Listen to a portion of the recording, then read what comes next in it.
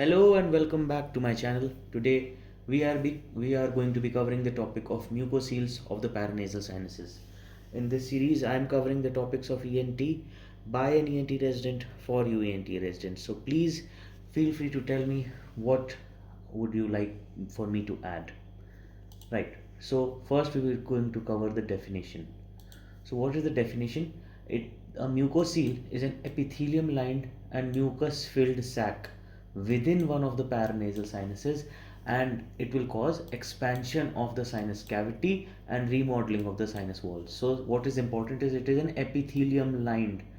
We are going to study that the epithelium is of a specific type and it is mucus filled. So mucocele, anybody can say it's a mucus filled sac. This is not important. What's important is it is epithelium lined and it is within our paranasal sinus, and it causes remodeling of the sinus cavity. Right. Now introduction. So it is secondary to obstruction of the outflow tract of involved sinus together with inflammatory process within the same sinus. So basically, if this is our sinus and it has an opening somewhere around here, so this opening, not only is this outflow tract closed, there is also inflammation in all of this area, right? So it is lined by this, you have to remember, it is pseudo stratified or low columnar epithelium which is not present in other cysts. Okay, so mucocele is like a cyst, but it is inside a bony cavity and it is lined by pseudo stratified or low columnar epithelium. There is bony erosions that take place, and if the erosion is to such an extent that it comes in contact with dura or the orbital periosteum, then it could be that this epithelium, the epithelium that we are talking about, becomes adherent with this surface, and so those surfaces and that epithelium will merge together, and when you will be, this is an intraoperative pearl, that when we are if there is a very large mucocele, we have to make sure that when we are separating this from the membrane, there is no bony part present here, since that was eroded by the mucocele itself. So we have to remember that it can burst, leading to either CSF leaks, or it could be intracranial extension into this area. It could also be that we injure a vein or vessel on this wall, causing subdural hematoma. Now here we know what is the most commonly involved is the frontal sinus, then ethmoid sinus. We are seeing that both of these sinuses, which have a very intricate outflow tract, are more likely to have this problem. Even complications of rhinosinusitis are more common with both of these sinuses, that is the frontal and the ethmoid sinus. Maxillary sinus and sphenoid sinus are less involved. Frontal sinus is most common involved since it has a narrow and a complex drainage pathway. Other things can also be involved. See, it is not just a complication of rhinosinusitis, it is also a disease in itself that can occur in the concha, that is the middle turbinate. Pneumatized middle turbinate is known as concha bullosa. It can occur in that. It can also occur in a nasolacrimal duct, which is known as a dacryocele. Dacryo referring to these tears in Greek. Now, sinus surgery is one of the leading cause of this mucocele. Since it is due to this sinus surgery, we have to understand which surgeries and what will be the interval between the surgeries. That is, how long will you have to follow up the patient. So here we can see that there is a very wide range. Some people develop in the first year, some people are developing it among till 19 years after the surgery. So you have to remember, sinus surgery is a cause of mucocele. It is the leading cause, 66 to 86%, and it can present 1 to 19 years after a surgery. It can also occur after trauma, and frontal and sphenoid they occur earlier, since we know that they have a very small outflow tract, and so it is easy to obstruct them. Now surgery in frontal recess. So see, when we are performing a surgery inside the nasal cavity. If we consider this to be the septum, and then this is the middle turbinate, and then we know when we are going up the frontal recess region, right? So it goes from, oh, sorry, the diagram is a little too up, right? So if this is the frontal sinus, right, it's coming from there, then it is combining here, then there is the bulla ethmoidalis, then there is the middle turbinate, then there is the uncinate process, and all of this area combines. So this area is very narrow. This is the frontoethmoidal recess. This is where the ethmoids and posterior ethmoids drain, while the anterior ethmoids and the frontal sinus, they drain together here at the osteomedial complex. But this region is very small. So when we are trying to do a surgery in this area, this whole area is inflamed. This whole area gets inflamed. Since that gets inflamed, it leads to fibrosis and it leads to stenosis. Then, since the pathway is now closed, this will be the new pathway, and so this thin pathway will not allow as much drainage of material, and that will cause a buildup of this material inside, which will cause metaplasia of the epithelium lining it, and slowly that will occlude, and then this will become a mucocele in itself. Okay. Now, what surgery causes this the most? Then external frontoethmoidectomy or Lynch-Haworth are more likely to be causing this. See, we give the incision right around here somewhere, right, in a Lynch-Haworth. And external frontoethmoidectomy, also we can extend this incision this way. We can use various incisions to perform external frontoethmoidectomy. We can also use bicoronal incisions which extend from the coronal suture, but all of the surgery ends up opening this frontal sinus that we see outwards, and so this is more likely to cause that disease, since this area is more involved in endoscopic surgery. So it is much better, since we don't do as much damage while performing endoscopic surgery as compared to when we are doing external approach surgery. When we are removing the lateral support to the frontal recess, it causes the periorbital tissue to herniate inside, or we can also have the brain tissue covering this area. This Bockmull et al., he gave a study where we found that 78% of mucoceles are due to Lynch-Haworth and Caldwell-Luke operations, while 1.5% are after endonasal surgery. Endoscopic surgery for repair of skull base fractures in children, 50% of them develop mucoceles. 10 to 14% are secondary to trauma, as I have told you, and 15 to 70% develop spontaneously. These are the ones that are likely to be the cause of the complications that we are seeing in chronic rhinosinusitis. The interval between head injury and mucocele formation is 9 years. So 1 to 19 years is for surgery and 9 years is for trauma, right? So it is a little easy to remember. Etiopathogenesis. Etiopathogenesis, we also need to know that only 1 to 5% is due to tumors. So any tumor that is occluding the frontoethmoidal recess region, that can be compressing this area, that is only 1 to 5%. Here we have a table that is, see this, we have already read this study. This is saying that 66% prior sinus surgery and only 1% due to tumors. Chronic rhinosinusitis without surgery is 2%. So we have read last time that there are chronic complications of rhinosinusitis.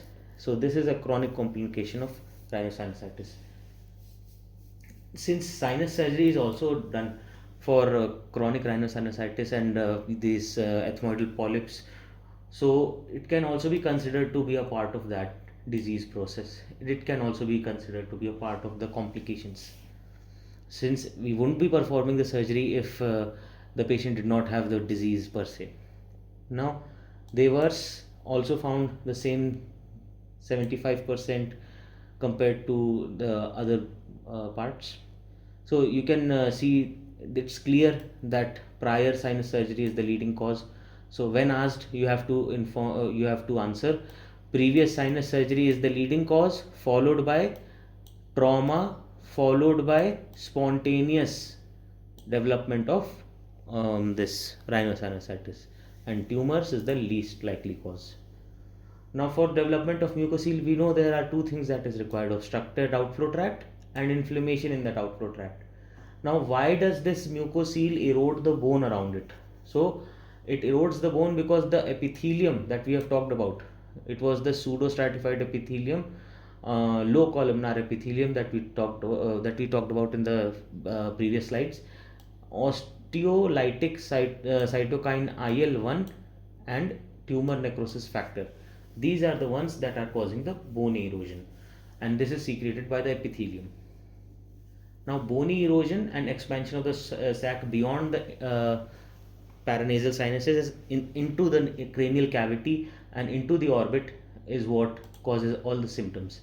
Now, here we can see the clinical pictures. See, last time I got a very good feedback that I should be giving more images. So, here you can see this patient has this aberrant swelling over his forehead, right? So, this we can suspect it could be a mucocele.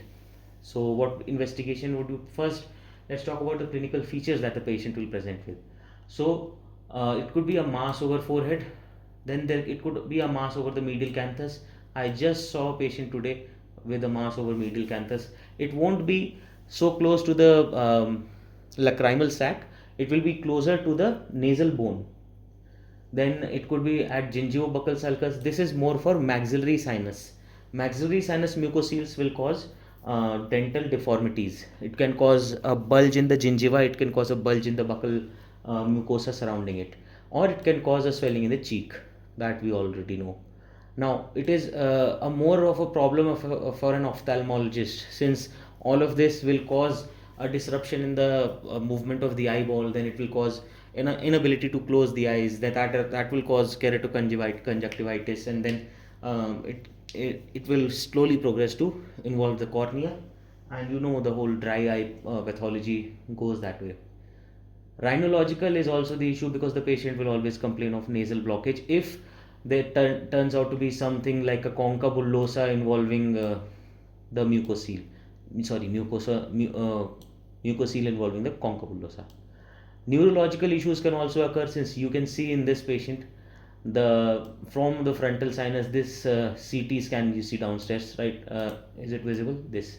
So here you can see this swelling is extending into the intracranial region. So this is a very bad scene for either an ophthalmologist or a neurologist, not as much for us, right? So now the clinical features for mucocele within the concha bullosa. As I said, see if it's this image, right? Look over here. Here you can see the patient just had a concha bullosa, but then inside the concha bullosa there was a mucocele that developed. It caused nasal obstruction and secondary sinusitis. So here the main thing that you have to see here is there is a bony line within a bony line. Can you appreciate this bony line, right? And then there is the septum bony line, and then this is the sinus bony line, right? So one line within the other. So that is a clue that points to this being a mucocele inside the concha bullosa. Right, now dacryocele, this is visible here, this is visible here. This is a bilateral dacryocele, okay? And here, if you can identify, this is the small dacryocele. So this is what happens when it occurs in the nasolacrimal duct. And then epiphora. What is epiphora? Means the patient will continuously have tearing, and that will this can be confused with a person developing chronic dacryocystitis, since many patients can have acute on chronic dacryocystitis. There could be swelling, there could be orbital cellulitis along with it, right? So we have to always keep this in mind. Now, what we can see in a CT. See, mucocele is a very big problem in CT because it can mimic other structures, right? Here we can see what are the points that we have to remember. It is a homogeneous. As you can see, there are no septations inside this swelling. This swelling I am talking about, there are no septations within this swelling. There are no septations within this swelling or these swellings, right? It is homogeneous. There are no density changes, like it doesn't have a nodule in between it. So it's isodense, and within the expanded sinus see, this sinus has expanded, this sphenoid sinus has expanded, this sphenoid sinus has expanded, right? So we can see this is an homogeneous isodense lesion within an expanded sinus. But you always have to remember, patients like these, you have to rule out any other tumor or malignancy as well. You have to look for bony erosions. See, remodeling of the bone does not mean that the walls of the bone will be damaged. So the sinus's walls are present, but now the sinus is just much larger. That is the issue, right? You have to keep that in mind. For if it was a malignancy, then there would be some absence of the wall. So for example, maybe the wall is deficient posteriorly, and so that could be a clincher that can help you identify a mucocele in place of a tumor. Bony defect of the lamina papyracea or superomedial part of orbital rim. This can cause this can be seen in frontoethmoidal mucoceles. So we already know the anatomy of the eye and the nose. So this is the eyeball, and this is the globe, and this is the ethmoidal region. And if it grows this way, the eye will move outwards, and if it is going superiorly, it will grow downwards, so outwards and downwards, and this lamina papyracea can be lost. Now I'm showing you this image again. This patient is developing a mucocele in probably this region. Okay, so this region is where the mucocele is, and it is displacing the eyes outwards, downwards, inferiorly, and it is also causing proptosis since the eye is moving anteriorly as well. The sac can cause erosion of the posterior table of the frontal sinus. Here we can see erosion of the posterior table. The posterior table is gone, so it's now entering into the intracranial region, and it is compressing it. So the patient will develop features of there is not much compression in this case, but in other cases it can be. Now if you see this x-ray, this CT scan, you will first be like, okay, it could be mucor, it could be any other kind of disease, it could be a malignancy, since all of this bone is eroded. But it is due to compression that the bones were eroded, and this turned out to be a maxillary mucocele. This is the image of the patient. Here you can see this almost you would say it's not as pronounced as you would find it in the CT. So it is a little benign looking, but when you look at the CT scan, you can see how devastating the disease is. Here you can see what the disease has done to the whole system. You have broken the whole maxilla and it's now protruding outwards, but still there is a wall lining it. It is not involving the skin. Like if this was a malignancy, then for sure you would find some skin involvement in such a case. Now gum expansion and buccal expansion can be seen. This I am going to show you in this image. We have lost that image. Now we have to remember that CECT, there will be if there is enhancement, then that is a pyocele. This is a pyocele example. I could not find any CECT images for pyocele. This is a T2 weighted MRI, and this is a T2 weighted MRI as well. When this was opened, this is the pus that was drained. As you can see, it's a lot of pus.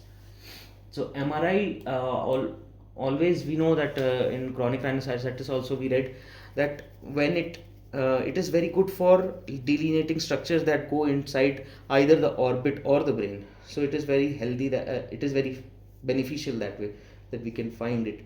But the problem is that it is working on the basis of water content, and mucoceles, as you know, is filled with water.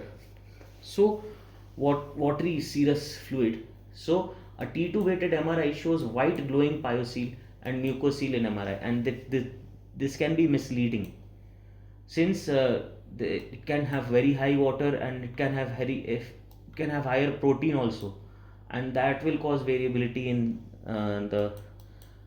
this shining white swelling that you are seeing. Sometimes you might not find the shiny white swelling that you were looking for, and so MRI is a little dicey in these cases. Lastly, we would like to inform you that there is an intraoperative care thing that we have to remember, that I already told you. See, if this is the brain, right, this is a mucocele, and that has broken the anterior wall of the brain, and now it's just present below the epithelium. If you remove this, then it can cause sudden decompression, and then this can herniate this way. All of the cerebral material can herniate this way, or there could be a CSF leak, or if there is a vein right here, that vein, due to the sudden pressure change, it can burst, right? So keep that in mind, and please tell me whatever you would like to add to this, and please share this with your friends. Thank you.